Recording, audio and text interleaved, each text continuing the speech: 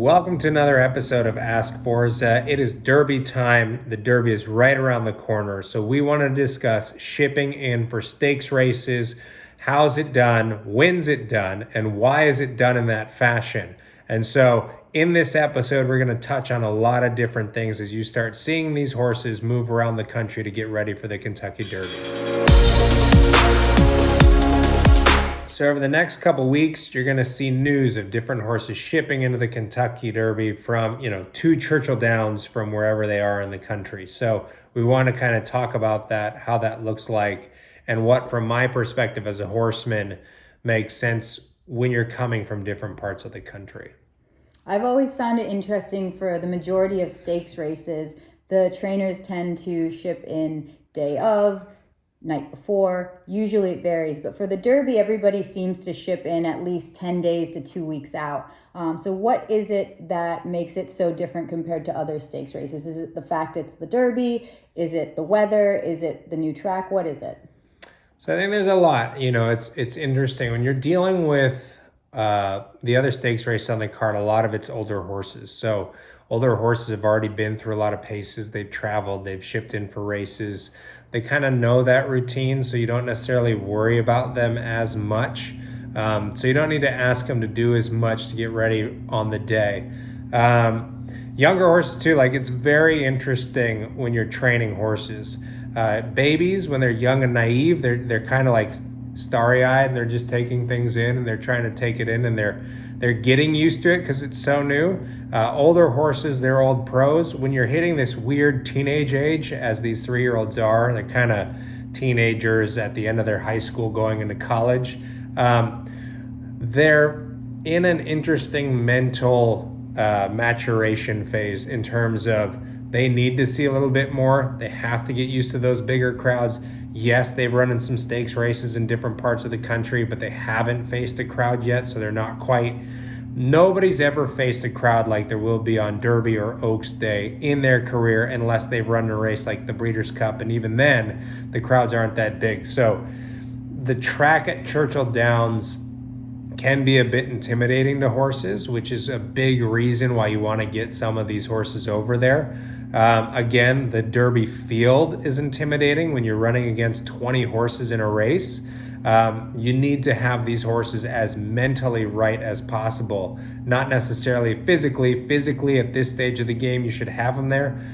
Majority of the way, you're just trying to maintain fitness and maybe build a little bit. But when you're at that 2-week mark, it's trying to get them to race day as mentally good as you possibly can because they're facing multiple things they've never seen in their career. So other races on the card, you're going to have 12 horses in them, 13, 14, but facing 20 in a starting gate at a distance that you've never gone in your career, with a size of a crowd that you've never seen in your career, it's a lot to ask of these horses. So you need to give them more time to acclimate to that environment.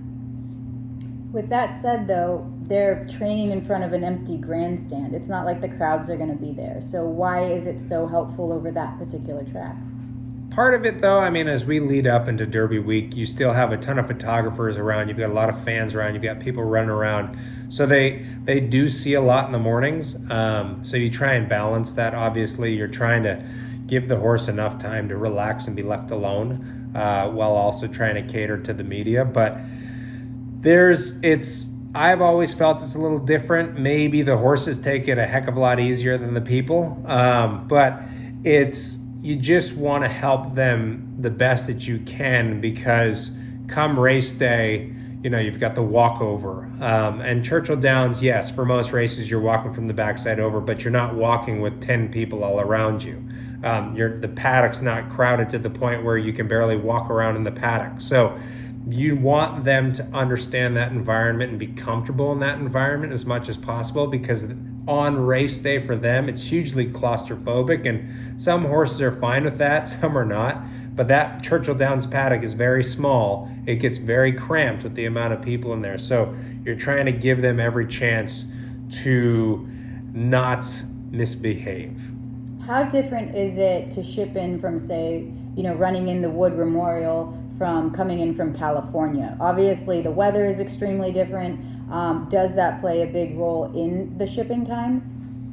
So different tracks lend to different things in terms of what you get out of them when you train over them. One of the reasons why Baffert is such a pro at it, and obviously he's not in the Derby this year and he wasn't in the Derby last year, but he usually ships a little bit closer to the Derby than most guys. But the California track is deep and heavy now. And horses in California, you can push on them a little bit more and you can get them razor sharp fit to handle that Churchill Downs track when they get there. So from a fitness standpoint, you don't need to do as much. Santa Anita is not a small grandstand either. It's a very big grandstand. So they've kind of seen an environment like that. California gets a lot of fans that go out there quite a bit. So there's a lot of similarities that those horses transition from California to Kentucky very well. Obviously around May, the weather's warmed up a little bit more in Kentucky. Your catch horses are a little bit weird, right? So New York's still in the dead of winter right now. It's very cold. But the weather, though, in New York winter versus Kentucky winter is not too different. The difference is how often can you train on that track in New York and how often can you solidly train on that track in New York? Because when you do train, you get frozen tracks, you miss training days. So how tight are you going in? New York is now starting to warm up. Aqueduct is now moving probably from the inner to the outer track as they go into the spring meet, which is about to open up over there. So you can get away with keeping a horse in New York a little bit closer. I'd still say for New York, probably get there 2 weeks before to kind of give them that chance. The bigger thing when you're dealing with the East Coast is acclimation to weather more so than environment, right? So personally, if I trained in Florida, I would ship my horse out of Florida into Kentucky right after the Florida Derby if I had a shot, because you now want that horse who's been in a warm environment all winter long. Now it's starting to get humid down here. It's getting very warm and humid. And then to take a horse that's been in a warm environment, ship him to Churchill, you can still have very cold days in the spring, and then it warms up in the afternoon. You need to give that horse that chance to get used to it before they run. So different parts of the country, you can get away with different things, but you're really trying to make sure that on race day, there's nothing that's been left and no stone's been left unturned in terms of you're trying to minimize mistakes at this point. The horses are there, they've made it, they've qualified. You're just trying to keep them going, keep a level of fitness going into the race, not lose any fitness, make sure you teach them what they need to learn, so by race day they're sharp, they're ready, and nothing phases them. So sometimes when I'm making these videos, I forget things because I'm rolling off the top of my head and I have planned things to say. One thing I did want to say that I was wanting to mention and forgot was the grandstand at Churchill Downs. So the grandstand at Churchill Downs can be intimidating to horses. It's pretty close to the racetrack in comparison to grandstands at other racetracks. And some people might point out and say, well, no, Mike, you're wrong. There's other racetracks that have the grandstand just as close to the racetrack. It's close to the track, but sheer size, it's massive. So you'll have horses, right? You come off that clubhouse turn, you're close to the grandstand near the quarter pole. You go all the way through the stretch, that grandstand's still there. You hit the wire, that grandstand's still there. You gallop out into the turn, the grandstand is still there. So as they've built Churchill to make it more accommodating, they've gone up and they've gone this way. Most racetracks, you'll have a grandstand that'll maybe start around the 8th pole, and then the 8th pole to the wire, maybe a little bit past. So the sheer size of Churchill Downs and how close it is to the racetrack can be intimidating for some horses.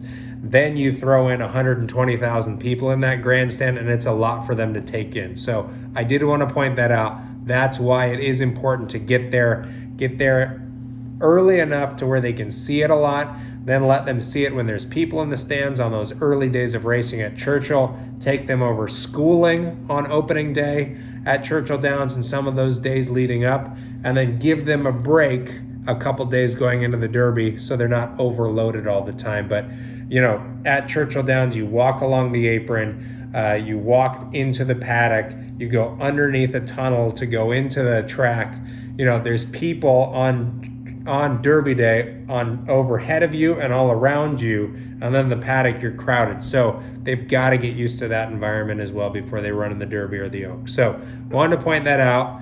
Thank you to my lovely wife who did not pipe up in this video because I wanted to dominate it with myself talking, but just wanted to add that little piece in there so you guys have that to think about. Thanks so much.